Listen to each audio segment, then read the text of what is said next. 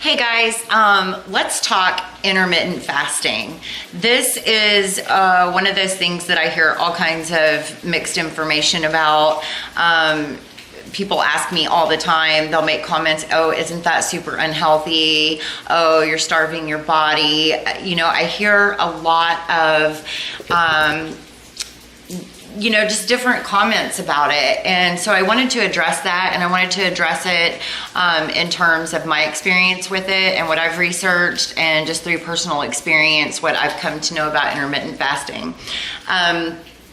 If you're doing the ketogenic diet and you're stalled out on your weight loss, or really want to start noticing big changes and big differences, intermittent fasting was key for me. I was a person who I really like to eat late at night, like sometimes a sugary bowl of cereal as late as like 10:30. And so before I started ketogenics, I could not fathom thinking about fasting or not eating late at night and then not eating until way later in the morning the following day, because of the point that I was starting out at. I was still eating all the sugar that was setting me up for all the cravings and all of that. So once I started keto, which took care of a lot of the problem, a lot of the sugar cravings and things like that started to go away. By like day 4 or 5 of keto, I started finding out about intermittent fasting and decided to incorporate that into my daily living plan and lifestyle.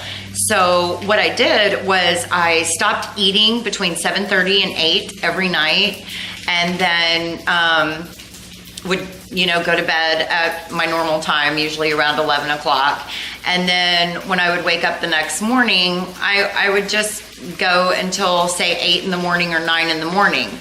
So out of that fasting period, out of that 12 hours, I was asleep a lot of it. So, it's not like I was hungry or feeling deprived or anything like that. And then what began to happen was just naturally, as I did this, I just gave myself a cutoff time every night between 7:30 and 8. I just wouldn't eat after that. What I noticed was I was sleeping so much better because my body wasn't expending all this energy in the digestive process and trying to break down those calories. And so it just kind of happened naturally for me. I noticed after I started the intermittent fasting that the following day, as days went on, I would just not even be hungry until 11 or 12 or 1. I'll never forget the first time I wasn't even hungry until like 2 or 2:30 the next day, when I realized, oh my gosh, I haven't eaten, I need to eat something. So it was a very natural process that just happened kind of on its own. It wasn't forced. I didn't make my body not eat or starve myself. And what my body was doing was going into the fat reserves and burning that. So my body wasn't starving. It was getting fed, but it was getting fed off of the stored fat, which of course increased my weight loss. I started noticing big drastic differences there. And so, I just tell people, just throw out the scale, just relax, give yourself a cutoff time at night to stop eating.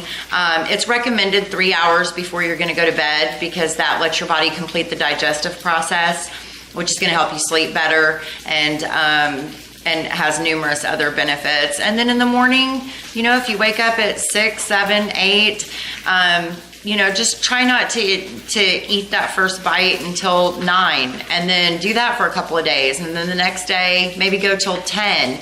And what you're going to start noticing is that you're not hungry and you're not thinking about it. It's not like you're having to tell yourself, gosh, I'm hungry, but I can't eat until 10 in the morning. That's not the way it worked for me. My body was using the fat. I didn't feel hungry. I actually wasn't even realizing, I wasn't even thinking about food. And that's what I love about keto, is that you get a new relationship with food. Where food dominated my thoughts before keto, now it's just something that I do.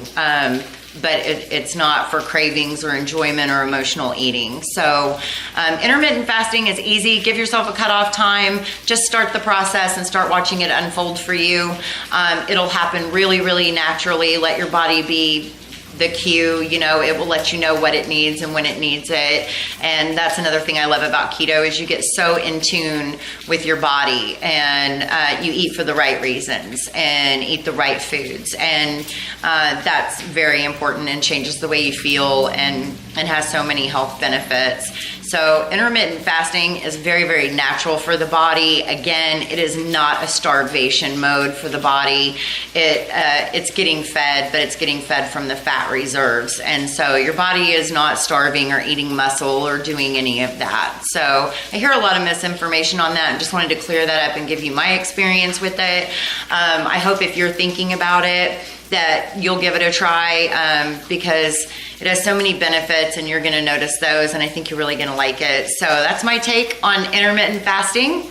If you have any questions, drop them in the comments. If you're gonna try intermittent fasting, you know, put try down in the comments. If you already are doing intermittent fasting, you know, let me know that too. I want to know how many of you are out there and what your experience is. Don't forget to hit like. Don't forget to hit the subscribe button so that you see as we upload new videos. I want to thank all the new subscribers and all the new views I've been noticing, and I really, really appreciate you. And I hope you're finding the information helpful. And drop us a comment. Let us know how we're doing. And if you don't like the video, hit thumbs down. Let me know that too. It's important. So anyways, get out there, live your best life ever. Have a great day, and check out intermittent fasting. It's worth it. And so are you. Thanks. Bye-bye.